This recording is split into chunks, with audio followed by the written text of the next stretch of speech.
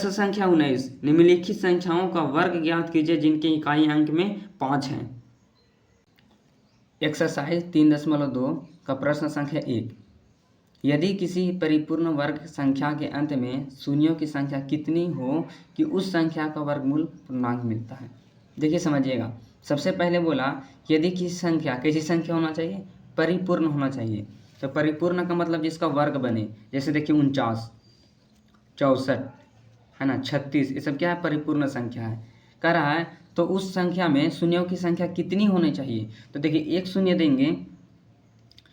देंगे तो 49 का तो 7 होता है, लेकिन एक शून्य का वर्ग नहीं बनता है ना। शून्यों का वर्ग बनाने के लिए शून्यों की संख्या सम होना चाहिए। तो जैसे 2 शून्य देंगे तो क्या हो जाएगा, 70 का, देखिए 49 का 7 और 2 शून्य का 1 शून्य, 70 का स्क्वायर कितना हो जाएगा, 4900 हो जाएगा।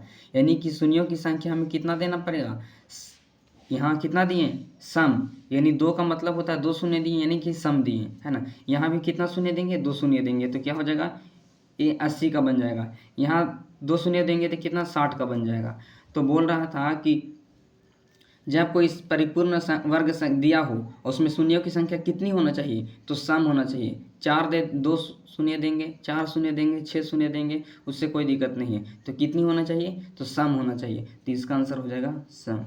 यदि किसी परिपूर्ण वर्ग में संख्या के अंत में शून्यों की संख्या सम हो तो उस संख्या का वर्गमूल पूर्णांक मिलता है। देखिए सम है तो पूर्णांक मिल गया, यहाँ भी सम रहेगा तो पूर्णांक मिल जाएगा, है ना। प्रश्न संख्या 2 में 93,600 के वर्गमूल में अंकों की संख्या कितनी होगी। तो सबसे पहले अंक जो दिया हुआ है उसको गिन लेते हैं। कितने अंक, 1 2 3 4 5, और 5 होता है विषम संख्या। तो विषम संख्या के लिए एक फॉर्मूला होता है, याद रखिएगा फॉर्मूला को। देखिए विषम संख्या के लिए होता है n+1/2।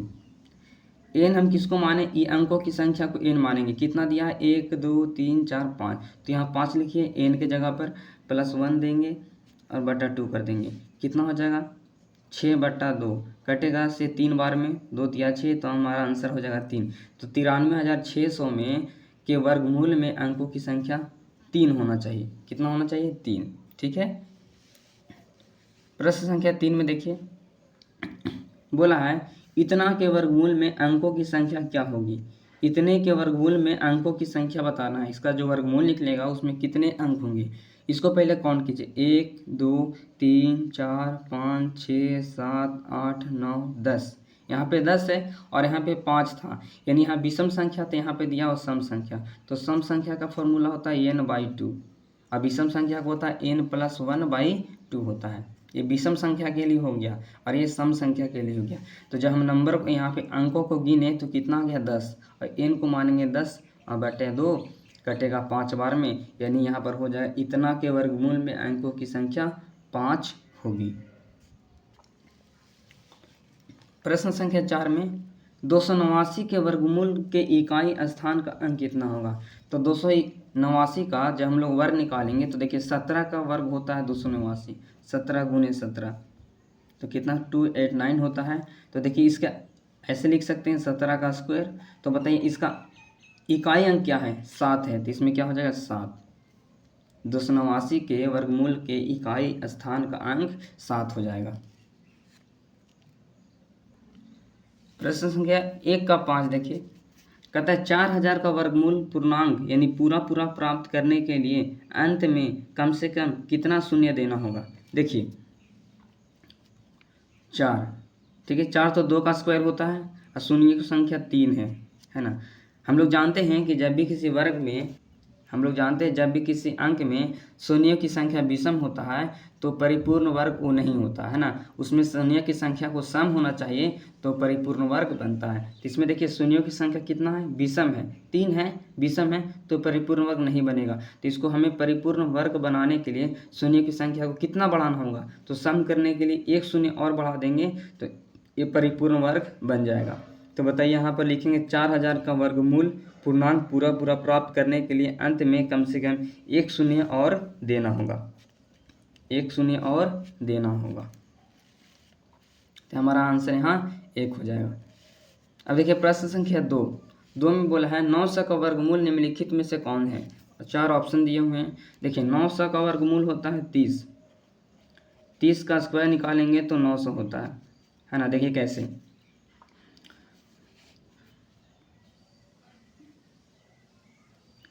30 गुना 30 को जब आपस में गुना करेंगे, 0 यहाँ हो जाएगा 0 और 3 3 के 9, ठीक है 900 हो गया। तो कितना हो जाएगा, 30 हो जाएगा। हमारा आंसर 30 हो जाएगा। 900 का वर्गमूल निम्नलिखित में से कौन सा है, तो 30 हो जाएगा।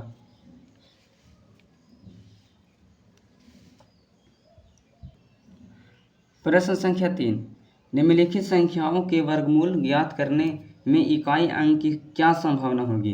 जब इसका वर्गमूल निकालेंगे तो इसमें इकाई अंक क्या आएगा।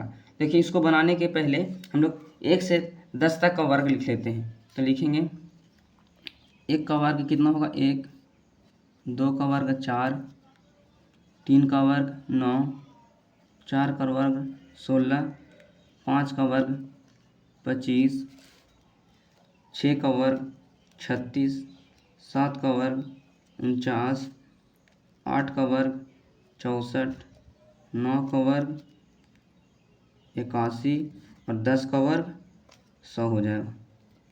ये तो सभी को याद होगा। देखिए अब ध्यान से देखिएगा, इसका इकाई अंक कितना है, 1 दिया हुआ है। अब इसमें देखिए जितने वर्ग हम निकालें उसमें इकाई अंक किसका किसका 1 है।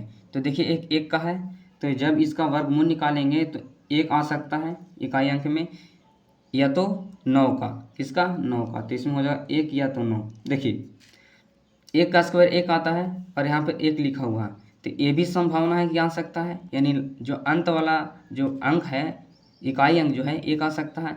या तो देखिए 9 का वर्ग निकालेंगे तो यहाँ पे 9 भी आ सकता है, ठीक है 1 या तो 9 आ जाएगा। क्योंकि देखिए 9 और 1 दोनों में 1 1 क्या हो रहा है, कॉमन हो रहा है। 1 में भी 1 आ रहा है और 9 में भी 1 आ रहा है, और यहाँ पर देखिए 1 दिया हुआ है।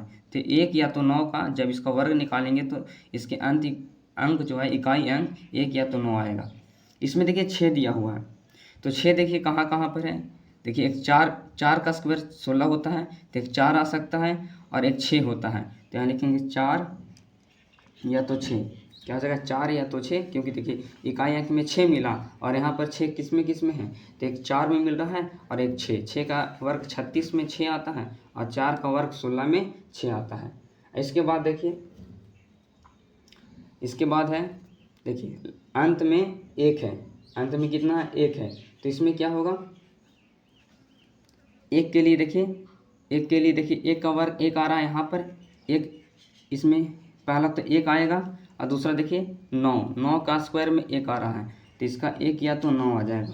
इसका जब वर्गमूल निकालेंगे तो उसका इकाई अंक 1 या तो 9 आएगा। इसमें देखिए 5 लिखा हुआ है। अब 5 देखिए कहाँ है, तो 5 का स्क्वायर 25 होता है और इकाई अंक यहाँ पर 5 है। इसका मतलब यहाँ क्या आ सकता है, 5 आ सकता है, यहाँ पे 5 आ सकता है। तो इस प्रकार से प्रश्न संख्या 3 का हल करेंगे।